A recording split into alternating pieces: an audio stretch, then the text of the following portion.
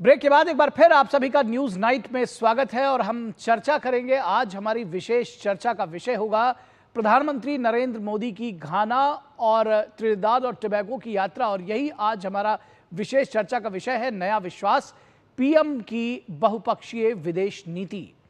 नया विश्वास, पीएम की बहुपक्षीय विदेश नीति आज हमारा विशेष का विषय है, विशेष चर्चा का विषय है और हम इस पर विस्तार से चर्चा करेंगे। हमारे साथ खास मेहमान जुड़ चुके हैं। इसके साथ ही साथ हमारे साथी संवाददाता भी जुड़े हुए हैं, उनका भी आपसे परिचय करा दें। हमारे साथ एम्बेसडर मंजू सेठ जो कि फॉर्मर सीनियर डिप्लोमेट हैं, जुड़ी हुई हैं। एम्बेसडर सेठ, बहुत स्वागत है आपका। और इसके साथ ही साथ रुचिता बेरी जो कि सीनियर फेलो हैं विवेकानंद इंटरनेशनल फाउंडेशन नई दिल्ली में, हमारे साथ जुड़ी हुई हैं। रुचिता जी, बहुत स्वागत है आपका। मैं देख पा रहा हूँ हमारे साथ हमारे संवाददाता आदित्य श्रीवास्तव जुड़े हुए हैं पोर्ट ऑफ स्पेन से, और उसके साथ ही साथ घाना अकरा से जुड़े हुए हैं तापस भट्टाचार्य। आपका भी स्वागत है। और हम अगर पहले लाइव इनपुट्स थोड़े से ले लें और उसके बाद हम इस चर्चा को आगे बढ़ाएं। घाना से सबसे पहले आते हैं तापस भट्टाचार्य, अकरा से जुड़े हुए हैं। किस तरह से प्रधानमंत्री की यात्रा 2 दिन की, बहुत महत्वपूर्ण, 30 वर्षों बाद कोई भारतीय प्रधानमंत्री वहां पहुंचा, और जिन तस्वीरों में हमने देखा किस तरह से जो भारतीय थे वहां पर एक तरह से उमड़े हुए थे प्रधानमंत्री की एक झलक पाने के लिए। किस तरह से, क्या आकलन करेंगे प्रधानमंत्री की इस यात्रा का? ऑन ग्राउंड आपने कवर किया है प्रधानमंत्री को आज। देखिए 2-3 चीज़ें बहुत अहम है। सबसे पहला तो 3 दशक बाद वेस्ट सहारा अफ्रीका में प्रधानमंत्री पहुंचे, घाना में पहुंचे। ये जो जगह है घाना जो है, ये वेस्ट सहारा और सब सहारन रीजन में आप कह सकते हैं कि एंट्री पॉइंट है। ये बहुत महत्वपूर्ण देश है।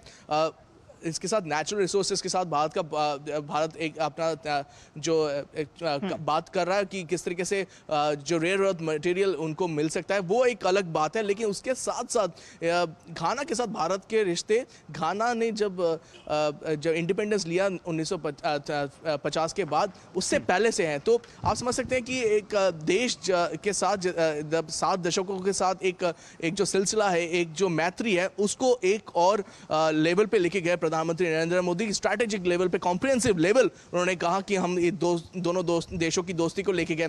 तो पहली चीज तो ये है कि एक कॉम्प्रिहेंसिव लेवल पे लेके गए।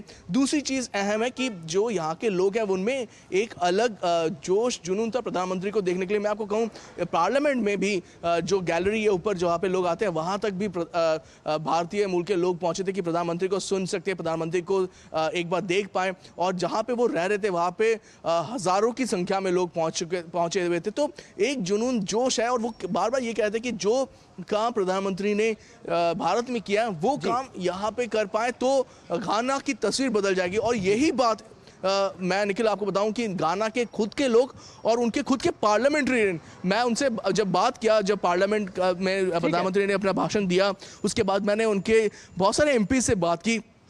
वो खुद एक तो वो पहले हैरान हो गए कि किस तरीके से भारत में इतने सादा पॉलिटिकल पार्टीज है। प्रधानमंत्री ने कहा कि हमारे पास 2500 से ज़्यादा पॉलिटिकल पार्टीज है। ये सुनते ही पूरा का पूरा जो पार्लियामेंट था, जो वहाँ के लोग एक दूसरे से बात करने लगे कि क्या ये पॉसिबल है कि इतने सारा पॉलिटिकल पार्टीज एक जगह पे हो सकते हैं, और वो भी वो देश चल रहा है। क्योंकि वो खुद कह रहे हैं कि हमारे पास 2 पॉलिटिकल पार्टी है और हम उसी में हम लोग दुखी हो जाते हैं। तो एक तो ये चीज़। दूसरी चीज़ उन्होंने कहा कि आप आइए, आपको कोई भी प्रॉब्लम है, भारत आपकी मदद करने के लिए तैयार है।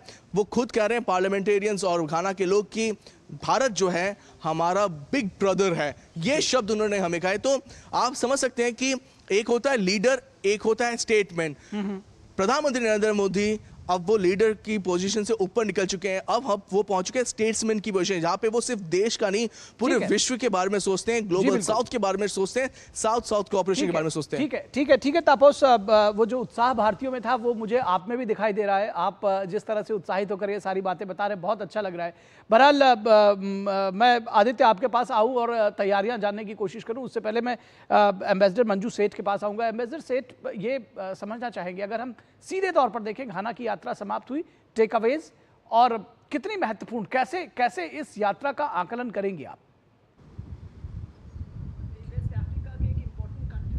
आपकी आवाज हम तक नहीं आ रही है। एक बार अपना इंस्ट्रूमेंट मोबाइल या जो है वो उसको चेक कर लें। जी, आप सुन पा रहे हैं? जी जी जी जी, बोलिए। घाना की जो विजिट है प्रधानमंत्री जी की, एक बहुत इम्पोर्टेंट विजिट है, क्योंकि ये वेस्ट अफ्रीका का एक महत्वपूर्ण मेंबर है, इकोवास का एक मेंबर है, ये अफ्रीकन यूनियन का एक महत्वपूर्ण मेंबर है, और हमारे बहुत पुराने इनके साथ रिश्ते हैं घाना के साथ, और including under आईटेक and capacity building और डिफेंस टू डिफेंस ट्रेनिंग बहुत सालों से चल रही है।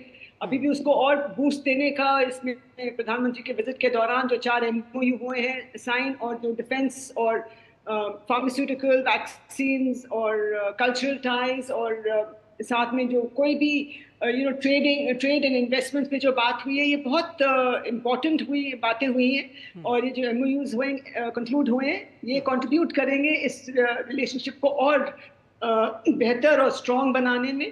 और मेरा मानना है कि उनको जो स्पेशल ऑनर दिया गया है, कि इंडिकेशन है इंडिया का भी जो स्टैचर बढ़ता जा रहा है, एंड कंट्रीज मानते हैं कि ग्लोबल साउथ में इंडिया का जो एक स्टैचर है, लीडरशिप पोजीशन है, उसको भी वो रिकग्नाइज कर रहे हैं। और ये सिर्फ मोदी जी के लिए नहीं है, ये आई थिंक उनके लिए तो है ही, बट इंडिया के लिए, भारत के लिए कि जो उन्होंने ऑनर दिया है, ये बहुत एक महत्वपूर्ण इंडिकेशन है कि वो इंडिया को, भारत को कितना महत्व देते हैं। जी, निश्चित तौर पर भारत को कितना महत्व देते हैं, किस तरह से भारत का स्टेचर बढ़ रहा है, प्रधानमंत्री नरेंद्र मोदी की जो एक्रेडिशन है वर्ल्ड वाइड, वो किस तरह से बढ़ रही है एक स्टेट्समैन की तरफ से, ये इस बात को दर्शाता है। रुचिता जी, आपसे अगर हम समझना चाहें, जो अफ्रीकन आउटरीच है इंडिया का, उसमें किस तरह से आप एक नई दिशा देख रही, नया परिवर्तन देख रही हैं प्रधानमंत्री की ये यात्रा इसके जरिए?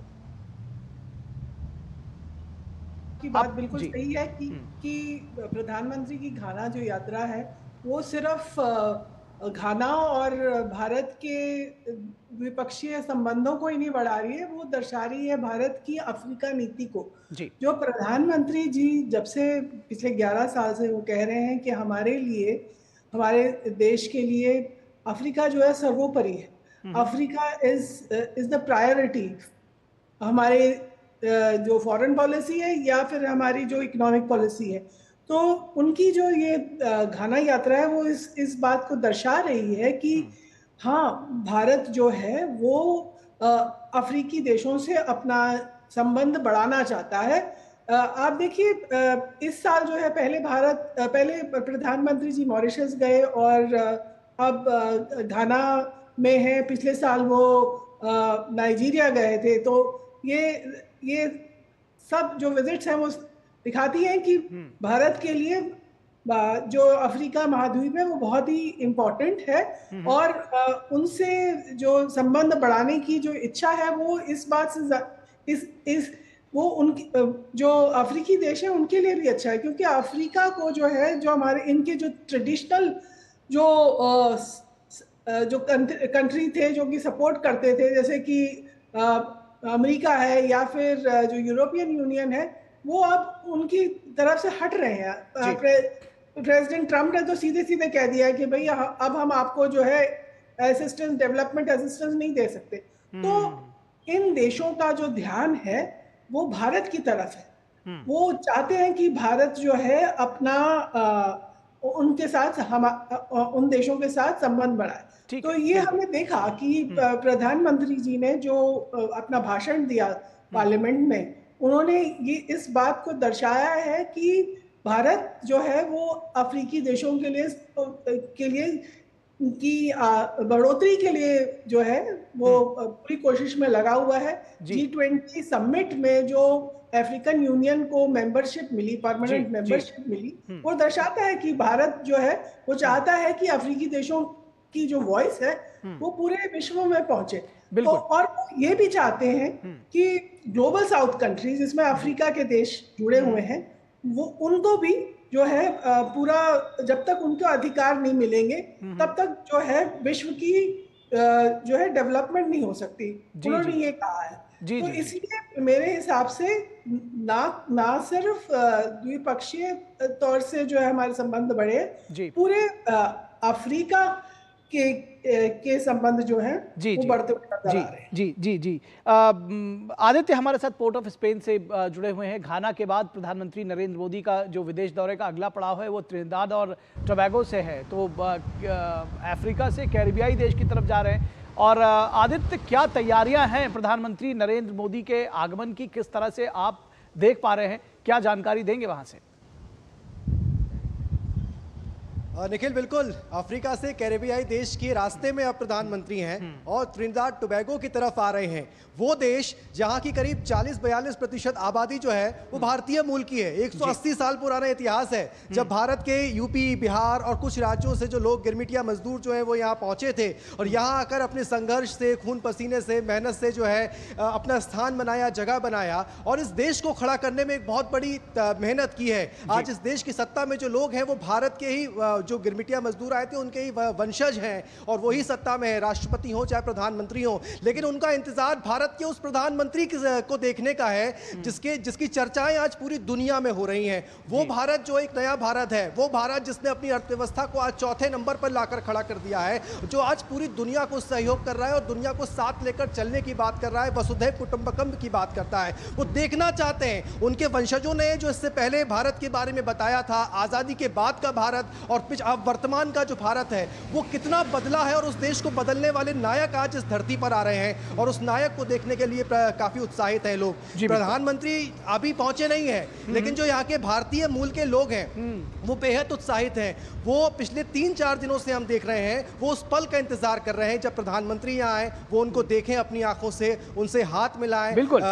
और उसके साथ साथ अगर देखें तो आज प्रधानमंत्री जो है वो जो यहाँ के भारतीय मूल के लोग हैं उनको भी संबोधित करेंगे। एक बड़ा सम्मान, वही जो 25वां सम्मान। जी बिल्कुल। और जिस तरह से आदित्य आपने कहा, जी आदित्य, जिस तरह कि आपने कहा कि भाई 40% भारतीय मूल के लोग हैं वहां पर, भोजपुरी बोलने वाले लोग आपको मिल जाएंगे, अवधी बोलने वाले लोग मिल जाएंगे, फर्राटेदार हिंदी बोलने वाले लोग मिल जाएंगे। मुझे लगता है आप कई जगहों पर बहुत एट होम फील कर रहे होंगे, आपको लग नहीं रहा होगा कि आप फॉरेन लैंड पे हैं। फिलहाल आपके पास हम दोबारा आएंगे और इस चर्चा को आगे बढ़ाएंगे। दर्शकों, आप हमारे साथ बने रहिए। हमारे दोनों संवाददाता, हमारे दोनों मेहमान हमारे साथ बने हुए हैं और हम रुकेंगे एक छोटे से ब्रेक के लिए। कहीं मत जाइएगा, जल्द हाजिर होंगे।